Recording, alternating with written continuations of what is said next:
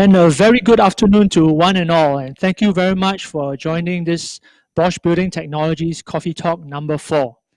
I'm not sure how many of you had joined us for the first three, but today we are doing something very special. We are coming to you live from 3 different locations.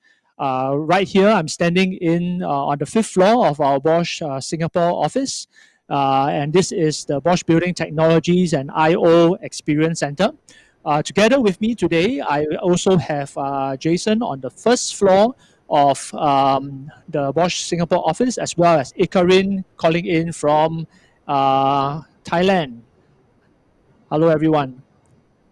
Right, so we are coming to you live from 3 different locations today.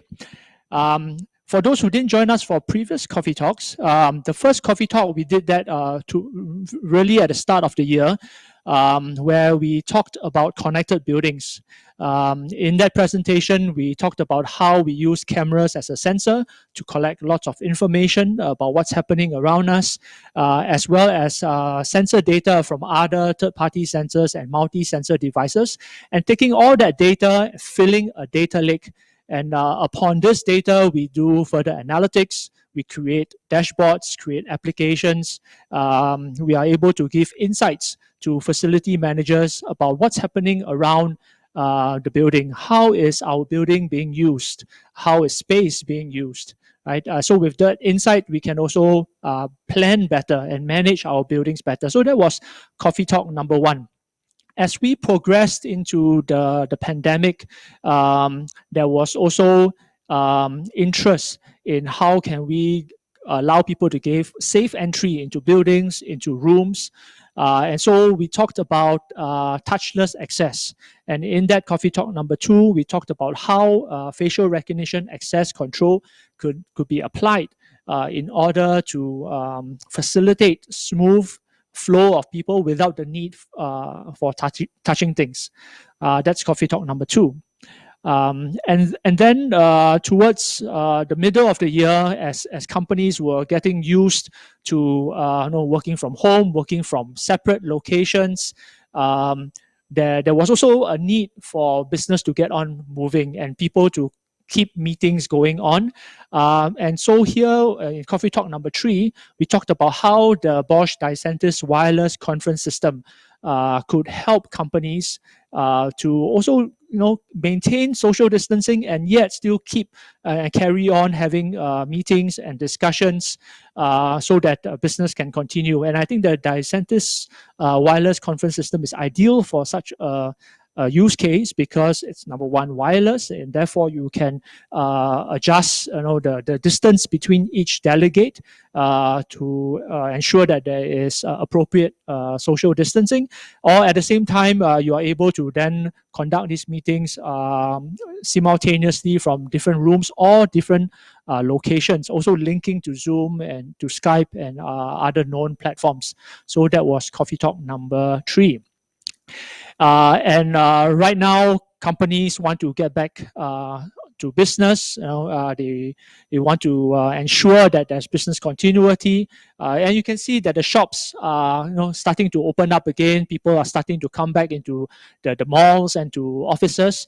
And as we come out of our homes and as we go back into the public and to our offices, how can we ensure that social distancing is being kept? How can we ensure that crowds are being managed?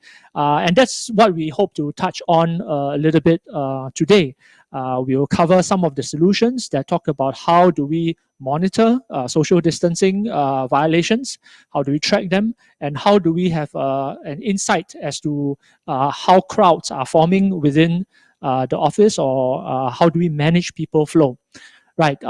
So I would like to also highlight that you can post your questions onto the Facebook platform or on YouTube, and we will answer those questions later on in the Q&A at the end of this session. So without further ado, I would like to hand this time over to Jason on the first floor. Over to you, Jason. Look forward to your session.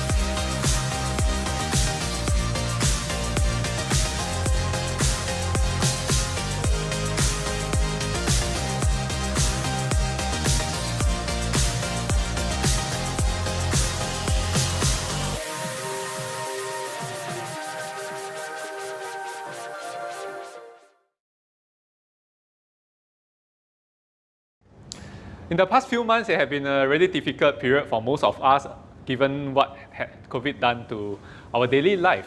And one of our group of customers is the most badly hit in this time of trying period. So this group of customers that we're talking about is of the retail industry. Now imagine in the past, you can actually enter or exit any shop easily without any form of crowd control. For our customer, they could actually get as many of their customers into any of their shop as they like.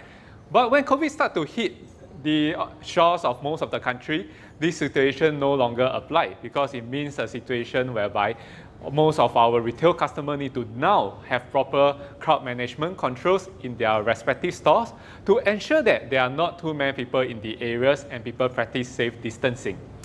To make the situation even worse, most of these retail shops now have to dedicate a certain manpower resource to be taking care of such crowd management techniques and also look at how many people are there in the respective space. Now that's probably not something very efficient if you look at it, because you have to have a specific manpower just to understand how many people are going in and out. So in Bosch, we realized that we have the right solution with the right technology to tackle this problem. And here we are right now is a very good example and a showcase of it. So where we are standing right here is the IT space of the Bosch Singapore campus. This IT space is commonly known as the area whereby our Bosch associates go to have our IT problems troubleshooted and taken care of. Now, this IT space functions very much like any retail outlet outside. You have the IT specialists in the IT space taking care of the problems that the associate have in terms of IT. And that area that we are talking about is roughly a 10 meter by 10 meter space. So in accordance to what we have to adhere to in the form of government policy, we also have to ensure that the number of associates that enter into this IT space is kept to a minimum and do not exceed a certain number. So how do we exactly do that? You can see that right beside me, we have this visual display that allows us to precisely do so. Now let me introduce this solution right now. Bosch Video Analytics tied together with Philips TV. Inside this IT space, we have a camera that has a video analytics capability to understand how many people are entering the area at any one time. This display that you see over here is the Philips TV display that collects the metadata from the camera and put it into a certain kind of visual display that you've seen here in this traffic light. So you can see that the traffic light status right now is green, and that actually kind of signifies that, hey, now anyone can go in because this IT space has not reached its maximum capacity. Of course, later on when you start to reach its maximum capacity, then you'll see that this traffic light now turns to red. So this is a very good visual display to anyone who wants to enter into IT space because they give them an immediate feedback whether they should be going in or not. And now let me just do a quick example to show you right here. So my colleague here, Gordon, will be entering the IT space. And look at what happened to the screen when he enters the IT space. You can see that the traffic light turns to red immediately, and the reason behind it is because we have set to a maximum of 5 persons in this IT space, and he happens to be the 5th person. So when he goes into the IT space, it means that the IT space now reaches maximum capacity and nobody should be allowed to go in. So what happens now if I try to enter the IT space? Let's take a look. You can see that the door will not open for me anymore, because the traffic light status here is red and nobody should be able to enter in. And that's all tied together with the access control system of this IT space to ensure that at any one time you do not exceed the maximum capacity, and this gives us perfect adherence to the safe distancing or the crowd management solutions that's needed by the government. So now let's take a look what happens when Gordon walks out of the IT space. As he made his way out of the IT space, you can see that the count will start to drop. And of course, now we are not talking about 5% anymore. We are talking about a count of just 4%. And with that traffic light status reflected as green, what happens when I try to enter the IT space? You can see that the door now opens for me, and I can just enter into IT space at any one time I want. So this is really nice and efficient for most of the retail customers out there, because this is a solution that's very lightweight. What you need is just a TV display tied together with our Bosch camera, and you can have that immediate kind of visual information for our customer. And to made things even better. Notice that in this screen, 2 out of 3 of the 2 out of third of the screens is actually on advertisement, and that actually means that as a retail outlet outside, you can actually show people what are the latest promotions on your products, on your solution, and that gives the customer who are waiting to enter into your space a time for them to digest all the possible information they could have on your products and solution, and that can even help you on your sales. So with that, I have presented to you a very neat and clean solutions on safe distancing using video analytics from Bosch tied together with Philips TV display. Now let's move over to Thailand to take a look at another of these solutions.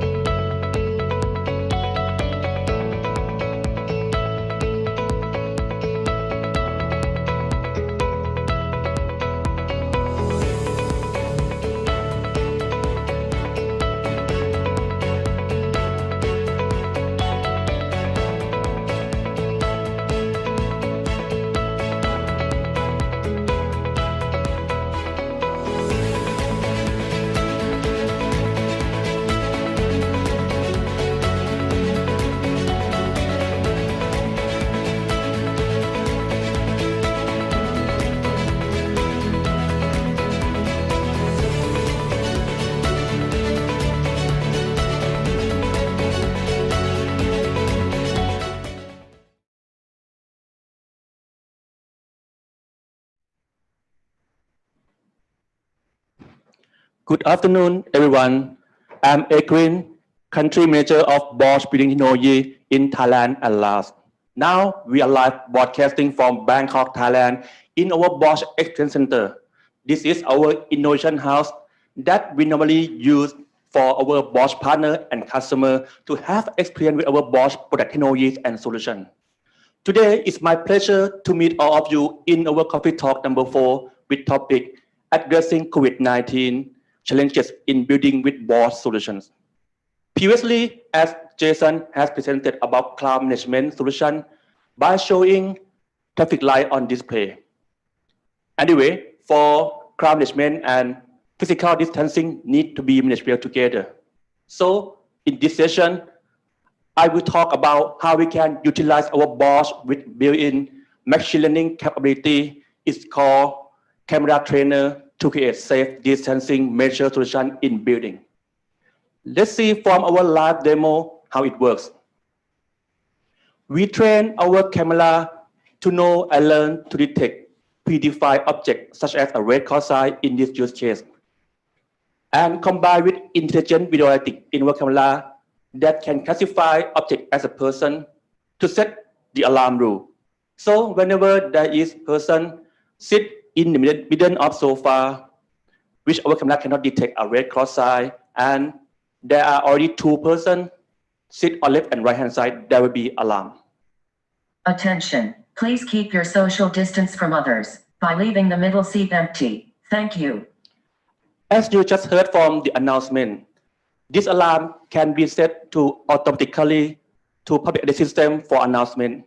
More than that, it can also send capture image to chat application such as Line or WhatsApp on your mobile phone. And right now, the real-time capture image has been sent to my mobile phone. You can see that we also can send the push notification as message and also capture image in the real time. Next, I give you another example. In the case that there is only 1 person sitting in the middle of sofa, our camera is smart enough to know that there is only 1 person and there will be no alarm. But whenever there is another person come and sit next to her, there will be alarm. Attention, please keep your social distance from others by leaving the middle seat empty. Thank you. And the same thing, our PA will be announcement and the capture image will be sent to mobile phone in live application.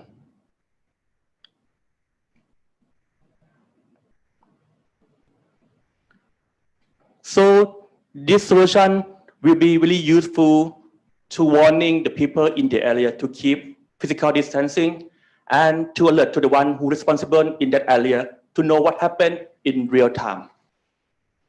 That is how our Bosch camera with built-in camera trainer feature can be used for social distancing.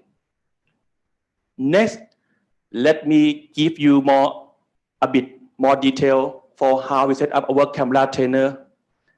Normally, we need to set our camera trainer in our Bosch configuration manager software. It's quite easy to set up and flexible. You can think that it's like you train your children to know new thing and new object.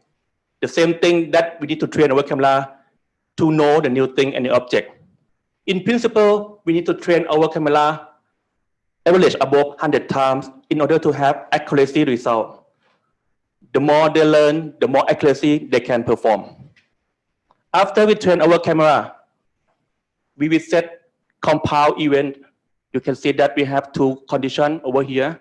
So first is a camera trainer for sit in the middle, two compound event with the two people in the scene. So right now, there is one person sit in the middle, but if there is another person come to the scene, it will trigger the alarm. And please remember that this solution, we purely use our smart camera with built-in camera trainer feature to do it.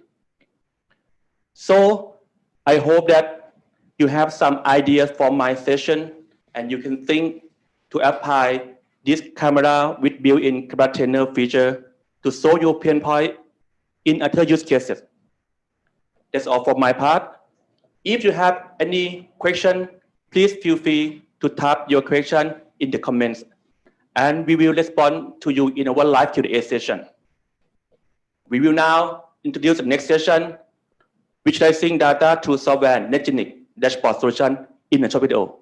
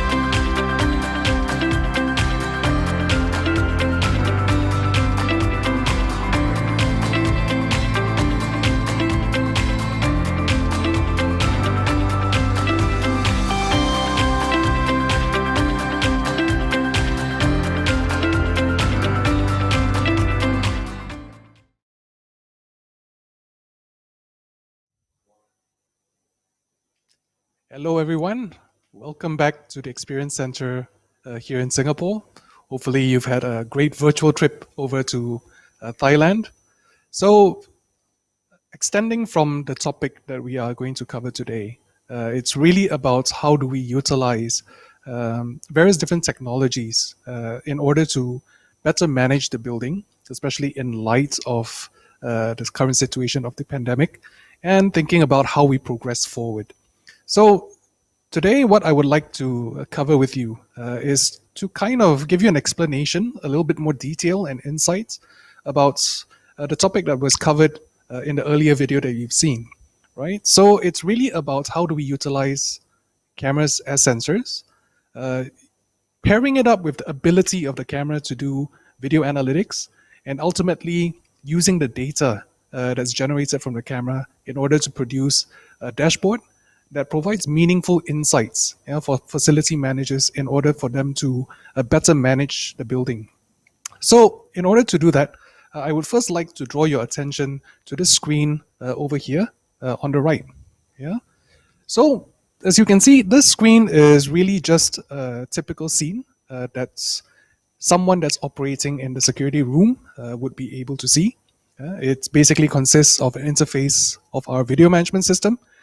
And alongside it is a typical view of a security camera that is used to monitor the lift lobby for security purposes, right? So typically this is pretty much standard across a lot of buildings, where you would definitely have security cameras placed in strategic locations, especially at points of entrance and exits. So, while this is what your security personnel will be working with on a day in, day out basis, what interestingly goes on is the analytics that's built into the camera and what it does inside the background in order to generate meaningful data. Yeah. So in order for that, I will draw your attention here to the screen. Yeah. So notice that this is also the same camera that we kind of saw at the video management system level. This is what goes on inside the camera, right? So as you can see, the camera here is basically built in with a lot of video analytic capabilities. And there are two things that I kind of would like to highlight for you today. So one of the things that the Bosch camera allows you to do is typically to draw rules or set up rules as part of the video analytic feature. Yeah. So in this particular case, for example, what we are doing is simply to set up lines, and these lines are directional. So when we set this up, what we are effectively doing is allowing the capability to count people or objects that have gone through this particular door or have exited from this particular door. Yeah, so it's the same thing here. What we're also able to do is at the same time, we draw a little box here that concurrently allows us to measure the crowd density level, yeah, of this particular space, in this case being the lift lobby. Right? So this becomes quite interesting because, again, taking into context, right, the story of safe reopening and returning back to public spaces or workspaces, features like this would be super interesting, yeah, because ultimately what we want to do is to manage the crowd and manage the people, yeah, that are returning to these spaces. So that is point number one. Right? So point number two is I want you to kind of take a notice about how the camera is responding to objects that are moving, yeah, within the camera scene.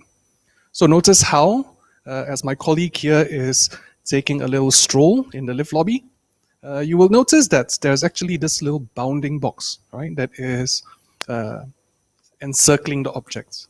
And at the same time, what happens is, as the object is moving around in the scene, you can see these green line tracing, right? So this is the thing that makes the Bosch video analytics a little bit different in our approach to dealing with it. So not only are we able to set up rules, right? What the Bosch camera does is it constantly describes what it sees in the scene, right? So how it does this is basically first differentiating what is the background, and within the background, the moving objects are then identified as objects within the scene that should be paid particular notice to. So this information, as you can see, the bounding box and the green tracing lines, they are basically the effects of the description of the camera of what it sees. Yeah. So in this case, the camera is describing, you know, I see an object here, roughly what size it is, what is the dominant color, what is the shape. And at the same time, as the object moves around, you will realize that this is basically the result, yeah, of the camera describing how the object is moving within the scene, which direction it goes, so on and so forth. Right? So all of this, the rules, the description of the objects, they are what we call metadata. Right? The result of this description is what we call metadata. And this metadata, in turn, is streamed out from the camera. Yeah. So this is where things get super interesting, right? Because at the end of the day, this data is something that can be collected in order to provide better use cases and better insights. So in our case, we have partnered with a technology partner by the name of NetGenic. So what NetGenic does is it takes the metadata that's coming out from the camera, it takes it, you can call it translation.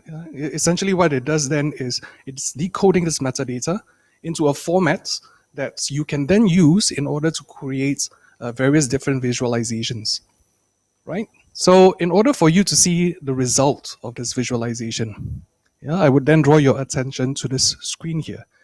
So the screen is basically a dashboard, and the dashboard is a result of visualizing the metadata that's coming out from the camera. Visualization is a very, very powerful tool because it allows you to make sense of what the data is about. And in a lot of cases, this allows you to derive insights. So just by having a simple camera in a lift lobby that has video analytic capabilities, we are able to enable various different use cases, right? So I know it might be a little bit hard for you to see into every single detail here, but I'll try to describe it so that you can get a sense of what might be possible. So the first line here, for example, this is number 20. So what this indicates is the number of people that are currently present on this particular floor within the Bosch building, right? So how we've managed to arrive at this number is basically to count the number of people who have gone through and exited the various points at this door. So it's also worthwhile to note that this number is derived not only from a single camera. What we can then do is deploy cameras at various different lift lobbies. We have 2 of them here in the Bosch building. Basically aggregating the data, the in and out data from these 2 cameras. And via some simple calculation, we are then able to derive the number of people that are present on the floor, right? So as I was just mentioning a while ago, we basically have 2 lift lobbies. Yeah. So we can also have information about the crowdedness level per lift lobby, right? So in this case, this side is describing data that's coming about from the passenger lift lobby, which is the one that you saw a while ago. We do have another one for the cargo lift lobby, right? So at this point in time, of course, as my colleague is walking around and pacing around in the passenger lift lobby, so you see the number 1 there, yeah? Interestingly, what we can do on top of that, not only enumerating how many people are currently in the lift lobby, what we are able to do is also be able to plot the trend. When would this lift lobby be the most busy at which particular times of the day? So it is no surprise for us, and it might be a little bit hard to read. You see this little spike here. This is between 7:30 a.m. to roughly about 10:30 a.m. So this is when the lift lobby for level 5 is the most busy during the period of the day. Yeah. So you can see here for the cargo lift lobby, the pattern is a little bit different. Okay. So moving on, over here, there's another way that we can also visualize data. So one of those other ways here is we can segment out from the camera. So notice previously we had lines describing in and out from the left door, in and out from the right door. What we are able to do is take that information, visualize it, and this allows you to understand which of these doors, is it the left door or the right door, that is used the most often. Yeah. Now, moving further on, this is the part where it gets super interesting. One of the things that goes on with this pandemic is the importance of social distancing. Yeah, and we realize after dissecting through the data and understanding what kind of thing that can be produced, we are able to use this same camera to figure out whether or not social distancing is being observed, particularly in this 5th floor lobby, lift lobby, right? So today, unfortunately, we had several instances of safe distancing violations. So how did we manage to get this information? Well, actually, it's quite simple. If you kind of remember how the data was generated from our cameras, you realize that as the object moves, right, there are bounding boxes that's created surrounding the object. We are able to track multiple objects in the same way, right? So by virtue of being able to track these multiple objects, what this means is it also allows us the opportunity to find out whether 2 objects are moving close together. On top of that, we are able to add another dimension, whether the 2 objects are moving close together and have been close together for more than a specified period of time, right? So in those cases, that is how we are able to figure out whether safe social distancing is being observed. Essentially, it's mapping the XY coordinates of the objects and measuring the time where these coordinates are close together, right? So what this allows us to do is to be able to further visualize, how serious are these so-called violations, right? So these are the instances where we cut across the information that's being provided here, 19 instances. So how many of these are actually staying together for, more than 3 seconds, yeah, or more than 5 seconds, or more than 9 seconds? So we are then able to have a visual representation, right, of typically, if there was a detected violation, how many of these are super serious that we really need to pay attention to? So the last bit here, another thing that we are also able to visualize, again from the same data, if I had violations, when is this the most often occurring?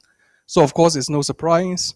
Again, it's usually during the morning peak hour when colleagues are falling into the office.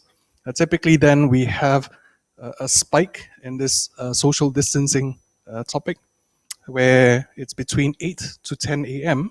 where these type of occurrences happen most often, right? So that's a walkthrough of a sample dashboard that can be created simply by having a single Bosch camera, by pairing it with the NetGenic software that allows us to decode this data and then be able to visualize this in a meaningful way.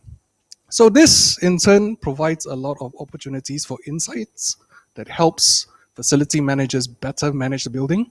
Because for example, if I knew that social distancing violations happen the most at this particular period in time, what I can then do as a facility manager is to plan for resources to manage this particular floor at a specific time period, right? So the other thing that I can do as a facility manager is to have a better overview of how well my social distancing measures are being implemented within the building. So you can then imagine, of course, if you are a facility manager, if you are owner of a tall, complex building with a lot of entrances and exits, this is a very, very simple but yet powerful way, yeah, to make sure that your building is safe, yeah, and at the same time, it provides you a lot of opportunities also on better usage of resources in order to manage the situation where necessary, right?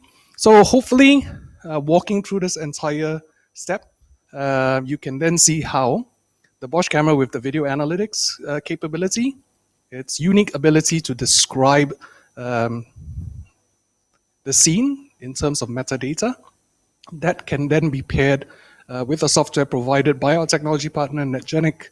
It's able to then decode this information and ultimately allowing you, right, to create a dashboard like this that has a lot of benefits. So with that, hopefully my short presentation here gives you a little bit more insights about how Bosch is taking this particular situation quite seriously and is actively looking for solutions to help our customers and our users better. So I guess that it is for now. So I will see all of you during the question and answer session. And if you have anything that you would like to bring up, feel free, of course, to post your questions. So I'll be seeing you in a while. Thank you.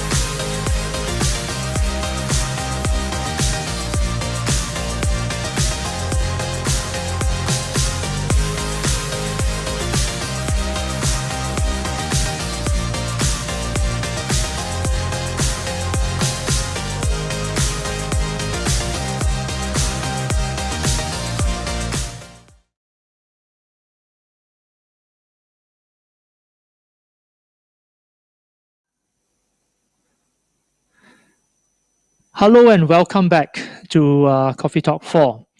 I hope that the presentation just now was interesting for you. And right now we are going through the question and answer session. Jason has come back up from downstairs and joined us here on the 5th floor. And we have Ikarin over in our Thailand office experience center.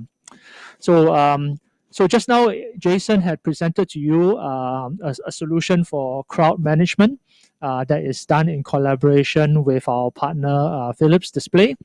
And then later on, Ikarin had talked about how social distancing violation could be monitored using our camera trainer feature.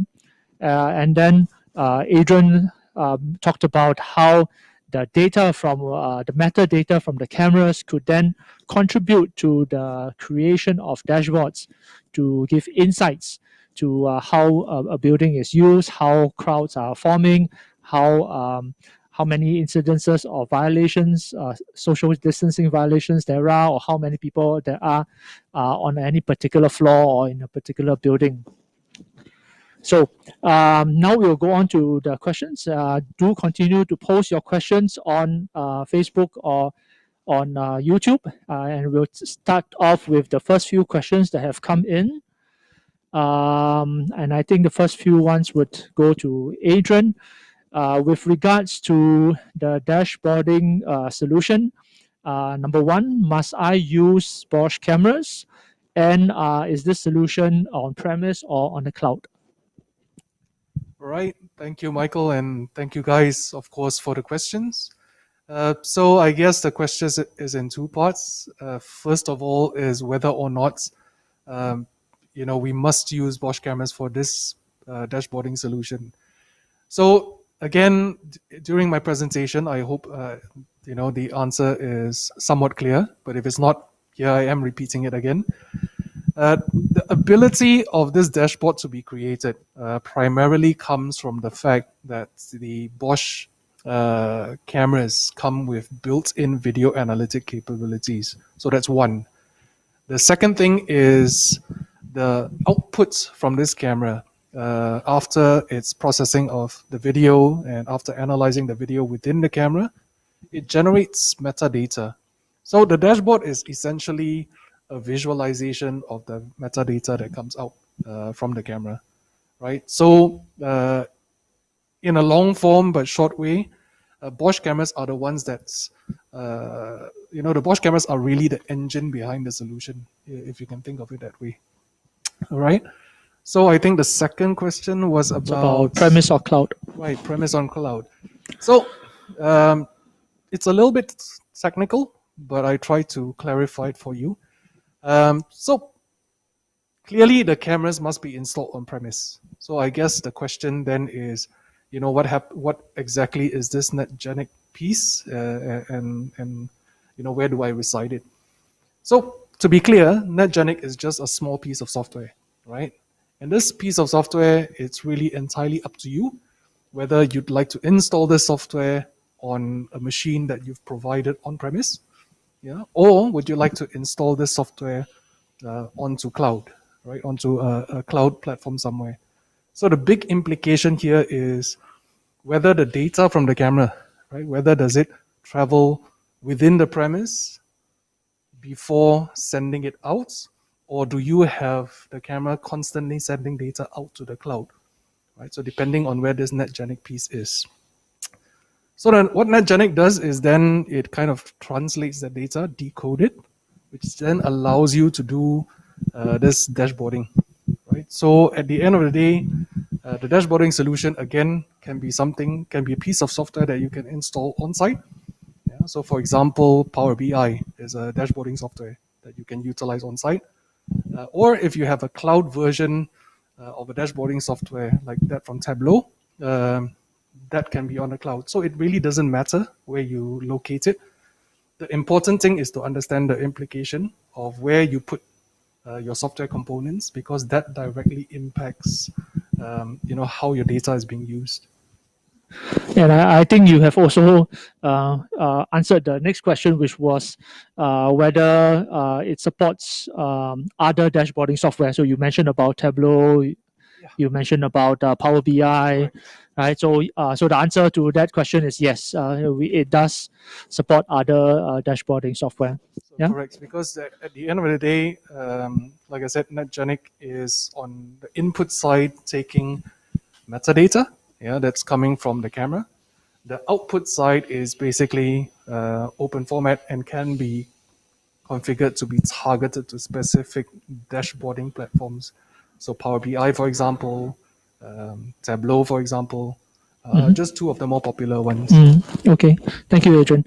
And I see that there are a couple of questions also pertaining to what Jason has presented, and maybe I try to group some of these questions together. One of them is, if I have one camera, can I then display this into multiple screens, multiple displays? Or if I have multiple cameras, can I consolidate that information into one display? Thanks, Michael. So what was demonstrated downstairs outside the IT space was of a very particular configuration, whereby we have one camera to a single display. Now, these solutions have many different kind of configurations, and the configurations that we have are exactly what was actually asked in the questions just now. We could have multiple display to a single camera, and we could also have multiple cameras to a single display. And I think the configuration really depends on what does the customer want. So probably let me start off with the first configuration whereby you have multiple displays to one camera. In this case, you probably have one camera at one entrance, and that metadata from the camera probably goes to the multiple Philips display around the place for instance visualization of how many people are coming in and out of that particular entrance. Now, that's probably not something very common because most of the time, if you only have one camera, that will probably means that you only have one entrance. And that will also means that probably just having one display will be sufficient. In other situations or in the other configuration, that's actually more possible, whereby you have maybe multiple cameras connecting to a single display.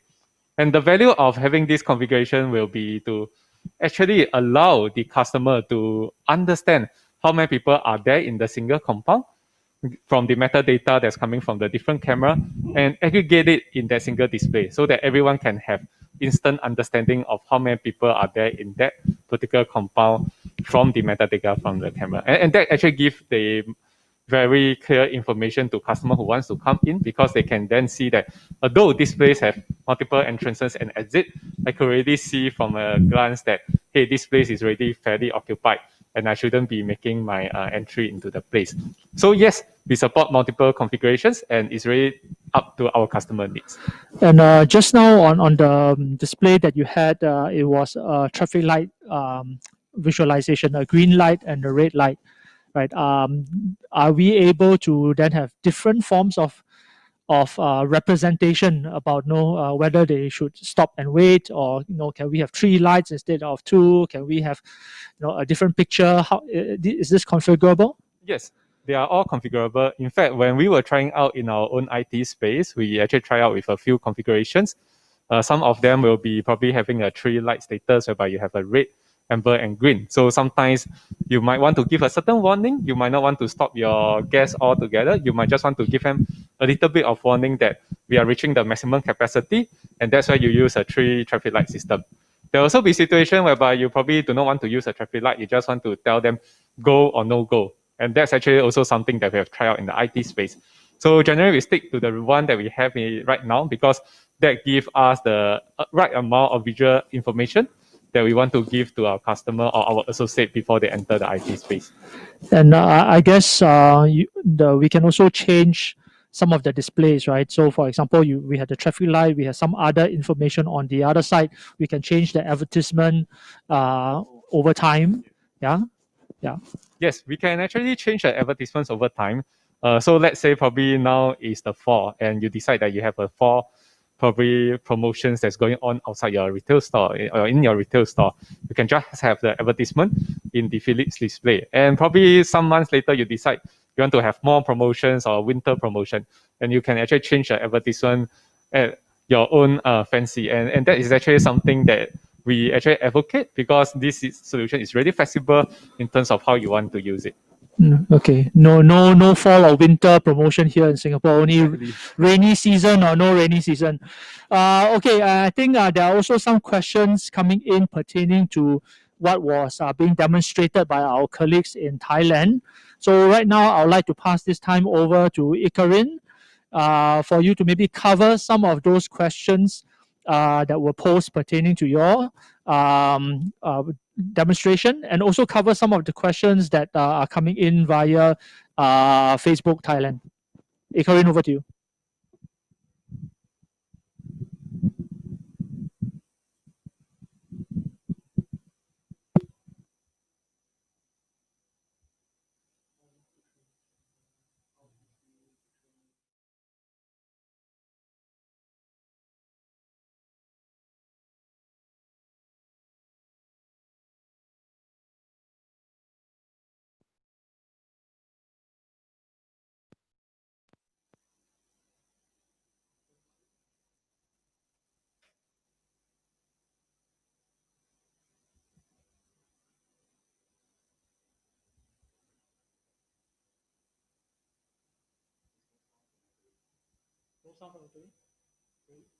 If you have object allow 10% of that scene, we can utilize our camera trainer and video analytic function. The next question that we have, how long we train our camera? So in this use case for self, it's quite easy and simple because we just train our camera to know the red code size. So we just use only 1 hour to train our camera. And it depends on what you want to use our camera to train to. So example, if you want to train our camera for outdoor purpose, example for the outdoor parking area, it may take longer time. But as I mentioned that we should train our camera average above 100 times of the sample in order to have accuracy result. That's it.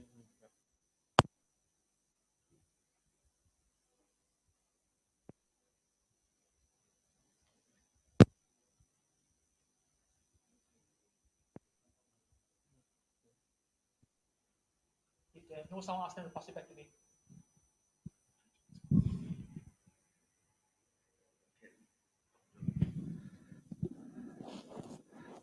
Thailand.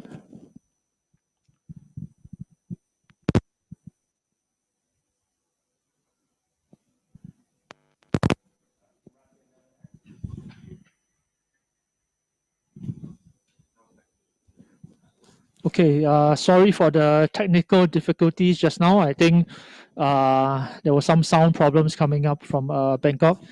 Maybe we try going back to them again at a later stage. Yeah, but right now let's try to cover some of the other questions that are coming in via YouTube and Facebook. The first one is about the camera trainer feature, right? How long does it take to train the camera? How easy it is to train it to recognize new objects? So would anybody like to cover that? I think it's more for Jason, but